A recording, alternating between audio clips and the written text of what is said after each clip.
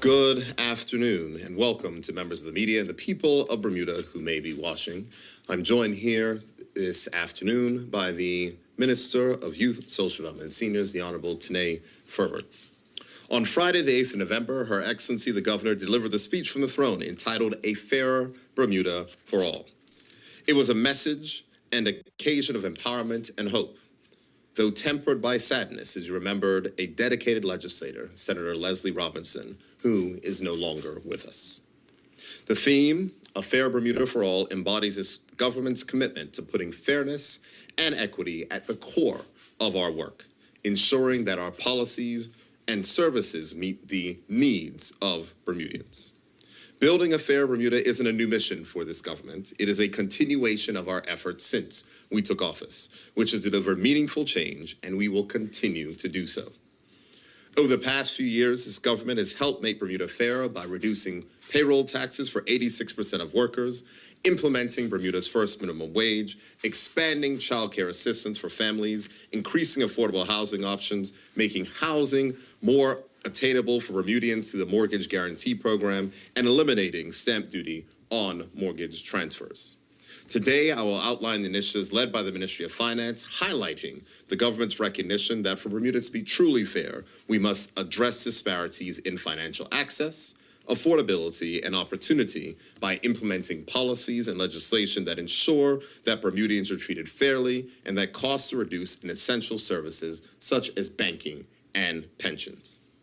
Firstly, we will address inequalities in Bermuda's banking sector, where many residents face basic barriers to basic banking services. Under amendments to the Banks and Deposits Company Act, banks will be required to provide basic banking services to all residents. Every Bermudian deserves access to fundamental financial tools, a bank account, a debit card, or online payments, without excessive hurdles or costs. However, this is not the case now, and a growing number of residents do not have access to basic banking services. Ensuring that Bermuda is more fair means ensuring that Bermudians can participate in the financial system. Additionally, we are advancing regulations that will cap bank fees. For too long, banks have reported bumper profits while Bermudians pay the price. This government will ensure that financial services are fair, accessible, and responsive to the needs of our people. And I'll just go off script for a second to just note that I received a message earlier today from a concerned resident who said they had received a check and their bank had charged them $40 to deposit that check. Fairness in financial services goes beyond banking. Since 1998, Bermudian workers have paid an estimated $500 million in fees to local pension administrators. A review has found that these fees are higher than in many other jurisdictions. This government is committed to ensuring that Bermudians' hard-earned money stays with them, so we will introduce regulations to cap fees paid to pension administrators. These changes will mean that a Bermudian entering the workforce today can have an additional $75,000 in their pension account by retirement. And we want to ensure that all Bermudians can look forward to retirement without undue financial strain and to have larger balances when they retire to support them as they are living longer. The government will also launch a financial literacy campaign to empower Bermudians to make informed financial decisions. This exercise is informed by some of our fellow CARICOM countries who have undertaken similar exercises. The Ministry of Finance will first conduct a financial literacy survey, followed by targeted initiatives in partnership with pension administrators. Financial literacy is the foundation of financial empowerment, and we want every Bermudian to have the knowledge and skills they need to manage their finances confidently. The government will also ensure fairness and financial prudence are our focus as we implement the new corporate income tax, which will be effective on the 1st of January 2025. During this upcoming legislative year, the government will codify how corporate income tax revenues will be reserved for Bermuda's benefit to eliminate Bermuda's national debt over time and establish a sovereign wealth fund. This fund will enable strategic investments in Bermuda's future, ensuring that revenue generated from our corporate sector benefits Bermudians now and in future generations to strengthen our economy. Our efforts to build fairness in the tax system extend to Bermuda's small business owners as well. A new payroll tax system for the public service vehicle industry will be introduced, establishing fixed payroll levels based on minibus seating capacity. Additionally, payroll tax for taxi owners is going to be reduced from $100 to $1,000 to $600, which is a 40% reduction. As part of our commitment to a fair tax structure that supports small business owners while enabling them to provide essential service to the public. To create a fairer marketplace, we will address the concerning trend of consolidation in key sectors, including food supply and financial services. When few players control essential goods and services, Bermudians may suffer from reduced choices and higher costs. This government will introduce legislative amendments allowing us to scrutinize and, if necessary, act on local mergers and acquisitions that could harm competition and drive up prices. It is a fact that the government currently lacks the legislative tools to address these matters. Therefore, we must implement checks and balances to ensure that Bermudian consumers are protected, prioritizing fairness and transparency in these transactions. Beyond the financial initiatives that I've discussed, this year's throne speech announced detailed plans throughout government ministries that will contribute to a fairer Bermuda. Over the coming days, government ministers will hold press conferences and other events to delve into specific initiatives from the throne speech that will be led by their ministries and aligned with our shared mission of fairness. What was clear from the financial reforms to housing initiatives, enhancements to our education system, the reduction of red tape, expansion of healthcare coverage, addressing homelessness, and more that you will hear about from ministers, this government is focused on building a fairer Bermuda for all. Fairness is the guiding principle behind every decision, policy, and action we take, and we look forward to continuing to deliver on that during this legislative year. I will now invite the Minister of Youth, Social Development, and Seniors to share details on the throne speech initiatives being led by her important and vital ministry. Minister. Thank you, Bermuda. Good day, Bermuda. Thank you all for joining us this afternoon. I want to share the initiatives of the Ministry of Youth, Social Development, and Seniors designed to foster a fairer, more equitable Bermuda as outlined in the throne speech initiatives for 2024. A Bermuda where no member of our community is left behind and every voice is heard and valued. The role of the Ministry of Youth, Social Development, and Seniors is to safeguard Bermuda's most vulnerable populations. These include our young people, our elderly, persons with disabilities, and families facing hardship. Today, I want to speak to each of you about how we will improve the social support, strengthen protections, and uphold the dignity of every individual across our community. This year, the Bermuda took a historic step, becoming the first overseas territory to extend the UN Convention on the Rights of Persons with Disabilities. This initiative sets a strong foundation for us to advance our own Disabilities Act, an essential framework that ensures persons with disabilities are granted equal rights and access. The new act will be a powerful tool to protect and empower individuals with disabilities, providing them with access to services, facilities, and employment they deserve. In April, the launch of Bermuda's first National Disability Register began the critical work of identifying the needs of persons with disabilities across our island. This positions us to identify and address the gaps in available programs, services, and necessary equipment. A Disability Act will be the next step in this journey, which is long overdue and urgently needed. I want to acknowledge all those living with disabilities who have reached out to me, including those who visited me at the polling station back in 2017 when I first ran for Parliament. Your trust in this government to advance legislation on your behalf is both heard and deeply valued. Many of our financial assistance clients in rest and nursing homes face an unspoken but pressing issue. They struggle to afford basic hygiene products and personal care items. We know that dignity in care isn't a privilege, it is necessary. That's why we're amending the financial assistance regulations to include a $100 monthly personal allowance. This addition will help seniors and persons with disabilities in care facilities maintain self-integrity and meet their daily needs. With a small community such as ours, families sit at the heart of Bermuda. They are the foundation of our society, and we must ensure that they have the support needed to thrive. Unfortunately, many families are grappling with financial hardship, housing insecurity, and gaps in basic life skills. Our new intensive family preservation program will take a cross-ministry team approach to provide hands-on support to high-risk families. This program will equip families with the tools to manage daily responsibilities like budgeting, meal planning, and effective communication to build stable parenting and nurturing environments for our children. This program has proven to be effective to our families and community. If you want to go fast, go alone. If you want to go far, go together. This ancient wisdom reminds us that we cannot build a thriving Bermuda without supporting the families who make up our communities. When our families are strong, our society is strong. By intervening directly, we are breaking cycles of hardship and empowering families to move forward with hope, resilience, and independence.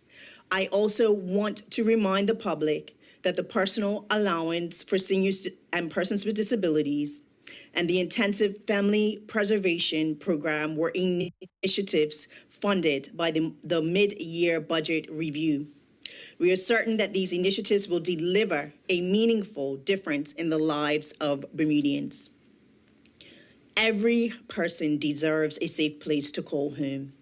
We recognize that housing insecurity is a complex issue affecting far too many Bermudians.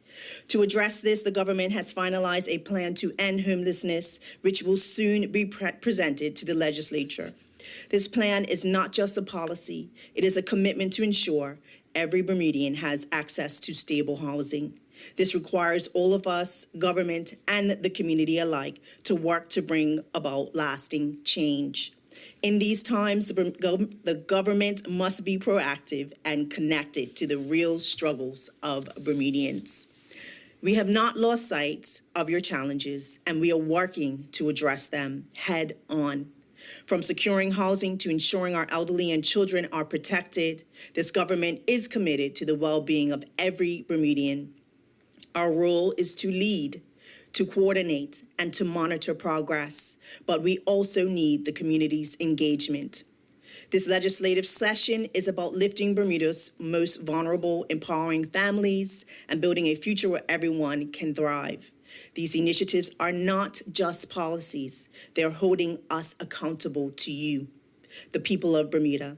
And I'm here to ensure that these accountabilities are not just words, but are real, measurable changes that reach every corner of our island. Let us continue this journey together, grounded in the values of dignity, equality, and opportunity for all.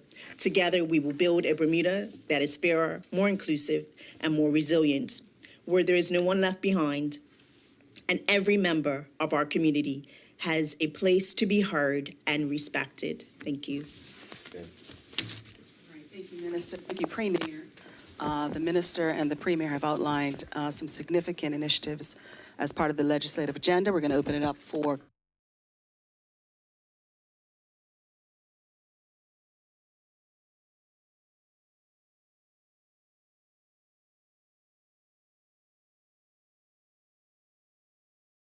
Mr. Furbert. I guess if I can start with Premier Burt regarding the banking services. I'm sure that'll be on a lot of people's mind. So this is a repeated throne speech from last year to ensure all residents have access to banking services. The Bankers Association CEO Jeff Scott said we must determine exactly who needs these provisions so that risk can be determined. At that time, they said they only had anecdotal numbers. Do you have an approximate number of people that need banking services that are unavailable to them right now? So has the government done a survey on that? No. What I can say from the Ministry of Finance's perspective is that persons who have this difficulty either come directly to the Ministry of Finance or come to us via their members of Parliament, whether canvassing or otherwise, and have found this. But I want to touch on this issue regarding a repeated pledge because I think it's important. The throne speech will lay out the policy and the intended items that are expected to be done in a particular legislative session. Under matters that are related to banking, as it is a regulated sector, there is a requirement for consultation to take place with the Bermuda Monetary Authority and the affected banks. That consultation has happened. The Bermuda Monetary Authority has presented a particular plan for. The Ministry of Finance has considered those particular matters, is going back to respond to Bermuda's Monetary Authority regarding our views and thoughts, and then legislation needs to be drafted up, regulations need to be drafted up, and things need to be advanced. So I will accept the perspective that you said this was a mention in last year's throne speech, but I think it's important that people understand the legislative process. It is not a magic wand. We need to make sure we follow it. But that particular pledge last year, it's something we wanted to achieve in this particular last session. It was not, but it is not changed. We have done the consultation. Work has advanced on it. It's expected that we'll be able to table those bills this year. Do you have I guess just to get a sense of the scope of the issue, do you have an estimate of how many people are currently unbanked that would like to? I don't have an estimate. As I said, we haven't gone out and asked. What we do know is that this is an issue that is affecting more persons.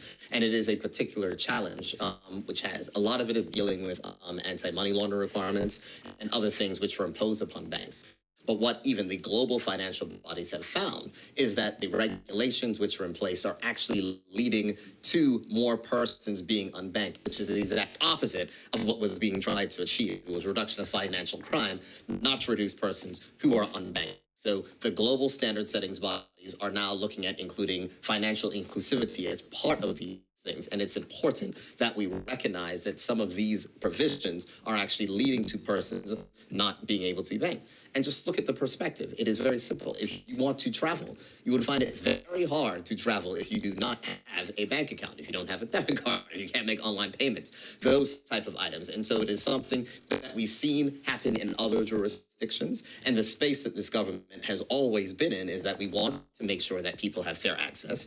And so if there's a need for us to change the law to ensure that Bermudians have fair access, then we will do that. At this stage, are you aware that may be proposed? I think that the government has always struck a very good balance. The team of the Ministry of Finance is very well aware of the global standards that are there, but I think it's important in the discussions of which we've had in the Ministry of Finance around this is recognizing, as I said, that the global standard setting bodies have realized that the policies that were put in place to reduce financial crime are increasing broadly, in some ways unintended, on reducing financial access. So the global standard settings bodies are adjusting their approach, but it's important that as representatives of individuals who do not have access to banking services, which of course would subject them to even more expensive things or other risks, we need to make sure that we act in this way. And it's something that the banks are aware of, that we're moving forward. It is not new, and the consultation has been taking place throughout this year. Understood.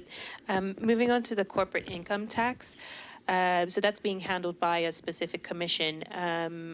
I guess, but at this stage, you said, it was said in the throne speech that over the next 10 years, the government should be able to eliminate Bermuda's $3.3 billion debt. That seems, I guess, to some a bit too good to be true. Is it realistic in terms of your estimates? I think it was $750 million annually could be raised. Well, if the estimates are $750 million annually, and you can take that over 10 years, that would be $7.5 billion. So it is clearly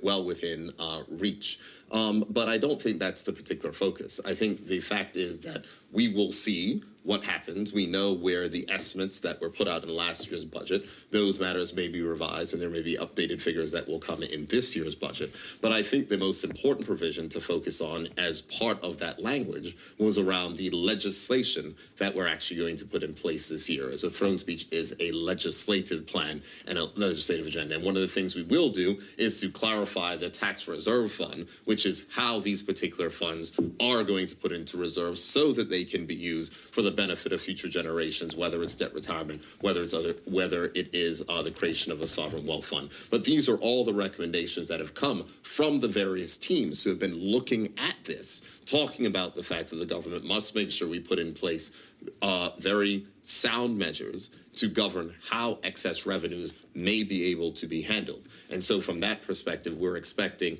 as the corporate income tax is going to be taking place in January 1st, and as collections will start to come in over the next few years, that we have a legislative structure in place. And that's why I always harken back to the fact that the throne speech is a legislative plan for the year, and talking about the legislation that is going to be brought to Parliament for legislators to consider, to debate, and to hopefully pass into law. Thank you. And just lastly, Fairmount Southampton, groundbreaking tomorrow morning, which must be quite an exciting time for the government. I guess, can you elaborate how important this structure will be in terms of Bermuda's overall economy? It's tied to airlift and other job creation opportunities. And has your attention turned to Elbow in terms of development? So let's start with Fairmont Southampton. Yes, tomorrow will be a groundbreaking. Yes, it'll be exciting. I received a message from a constituent this morning that said their first day of work at Fairmont Southampton is today, and this is someone who was seeking employment. So it was certainly a bright start to my particular day. But if I would like to, refer to a passage from the throne speech, which I think is very appropriate, and it was from Nelson Mandela.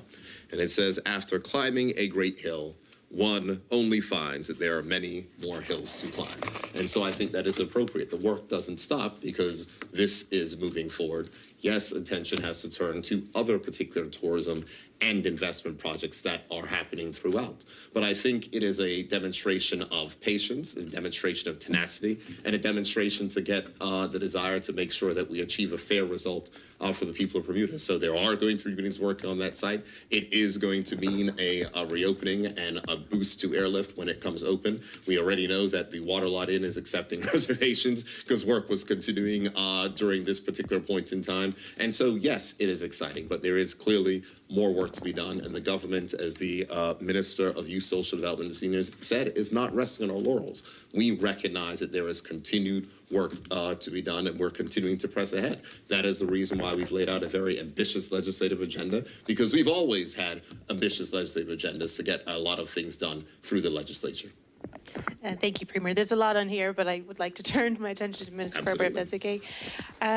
So it was also announced the domestic violence court program would be introduced. This is something the Centre Against Abuse has been calling for about a decade, and everyone's pretty excited for it. But I guess in terms of victims who often or sometimes try to withdraw their statements made to police under pressure by the perpetrator, will there be legal or other protections in place as part of this program to address that particular issue?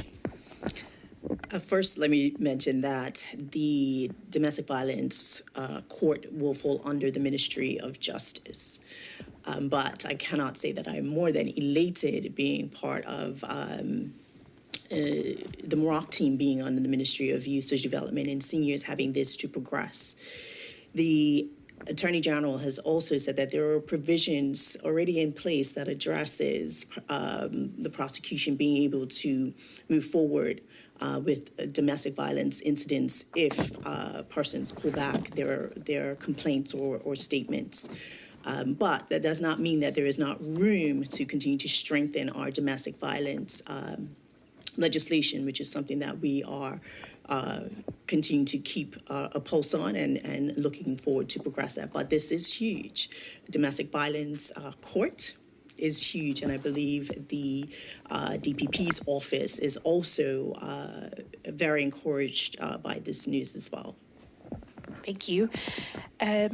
So advancements to the Disabilities Act, you said that there would be increased access to services, facilities, and employment. Do you have in mind at this stage what would be your priority in terms of services that are needed at this time? Sure. So this is a big area and will impact many. But I'll give you an example so that we understand. So right now I'm able to communicate with you and speak with you. You're able to hear me. If there was someone who had a hearing impairment and they wanted to come to this press conference and they wanted to share what their accommodation or modification may be, that would mean that we would have to provide an interpreter so that they can also participate in this press conference. So it's modifications like that wouldn't necessarily cause undue hardship, but we need to make sure that goods, services are accessible for persons with disabilities in Bermuda. So that's a small example. That's one example, but there are many examples. But I just wanted to be able to break it down for the community in regards to what that could potentially look like. Please also bear in mind that people who experience or living with disabilities, it's unique. It can be pretty specific. And so we don't want to be left guessing what those accommodations or modifications are.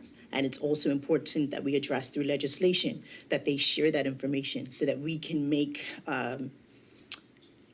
opportunities for accessibility, for modification, for accommodation, wide open so that our community also understands what that means.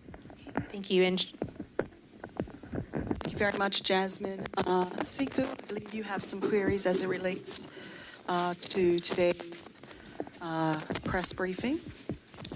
Siku from the Royal Reset. Good afternoon, ministers.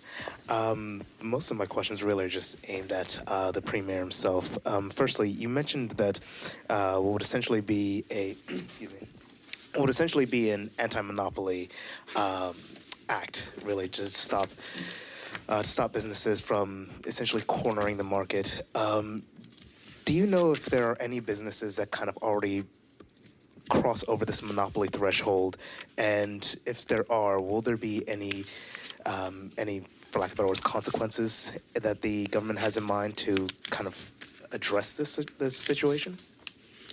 Oh, I will just say this, that you use the term Anti-Monopoly Act. That is not something that is the terminology. I think what is important to note is that what we stated inside of the throne speech is the reality.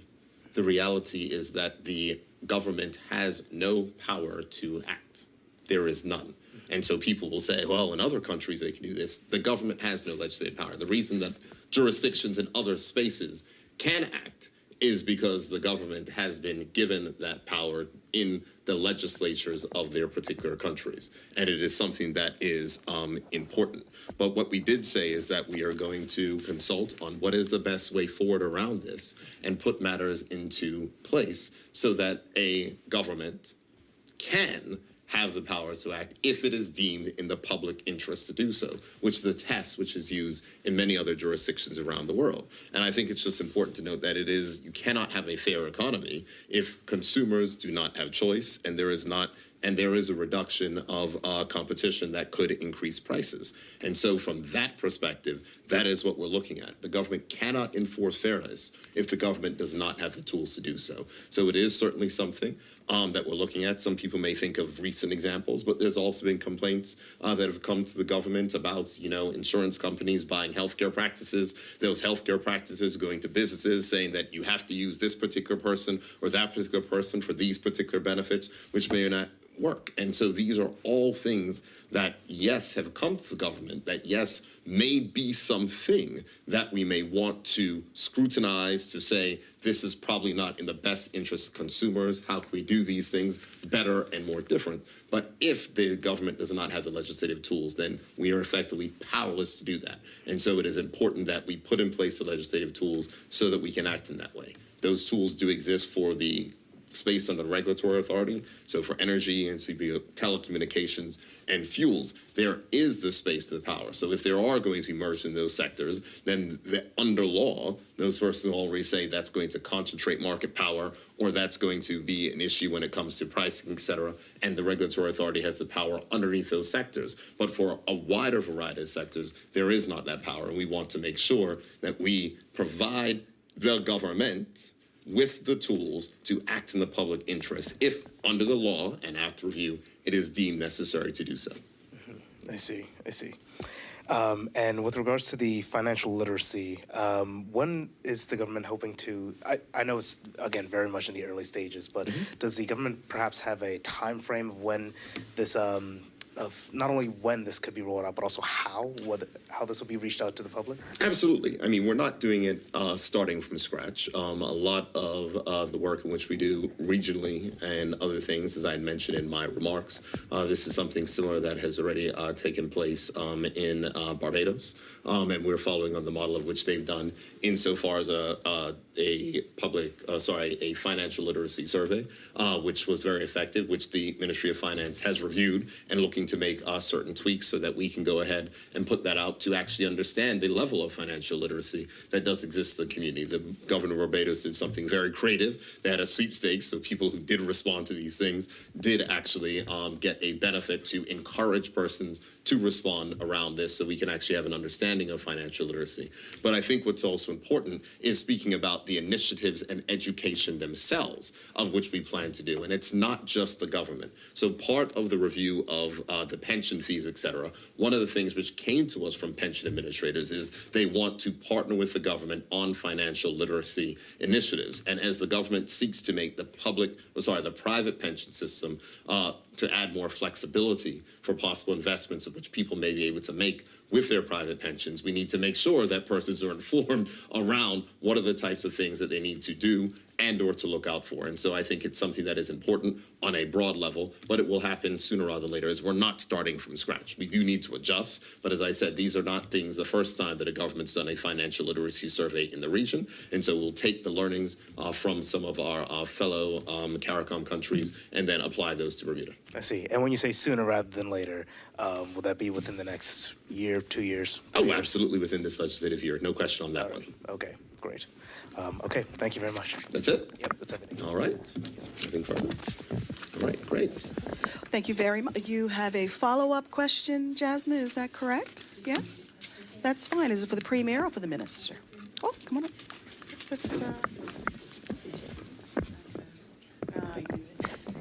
Just because the word CARICOM was mentioned. So you've had some questions floating about what Bermuda could stand to benefit from joining the regional body. Has anything progressed in terms of talks or discussions with what it will do for Bermuda should we join? So there has not been any new update that has been issued from the government. As has been stated, the government is in awaiting receipt of information from CARICOM. As you can understand, though the CARICOM chair is visiting this year, we should also recognize that his country and other countries were devastated in a hurricane early this year, and so there's work that CARICOM has been engaged in on those particular matters. There have been preliminary meetings. We're waiting for the full round of meetings so that we can get the information so that we can conduct the promised public consultation around those issues. I know that many persons have questions on this. It is something that is a big initiative, but it is not something that is going to, if I may say, happen quickly and without consultation. So it's not all of a sudden we're going to wake up and Bermuda is a full member of CARICOM. There is a process to this, and we are going to carry out this process. So I know there may be political reasons why people continue to raise the particular issue, and I'm not going to go too deeply into that because we'll have plenty of time to debate and discuss. But we believe that there are benefits that can accrue to the country, but there's also things that we all have to consider. And so we'll wait for the consultation to happen, wait for that particular information. We understand the things which we want to achieve to examine whether or not that's possible inside the CARICOM structure, and we'll take it from there. No problem. All right. Thank you very much, Jasmine. Premier, do we have any final words as we wrap up today's press briefing. The only final words of which I will say is to echo the words of the Minister of Youth, Social Development and Seniors, who made a very powerful closing to her statement today. To recognize that persons throughout the country, you are not forgotten. The government works every single day. Ministers of the government, MPs of the government, senators of the government continue to work to advance the agenda of fairness and inclusivity. As I go back to this statement, once you climb one hill, you find there's many more hills to climb.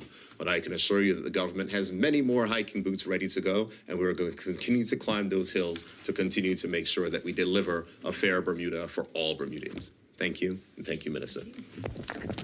Thank you very much, Premier. Thank you very much, Minister, for your briefings today. Members of the media, that concludes today's press conference. Thank you for tuning in, members of the public. Thank you very much.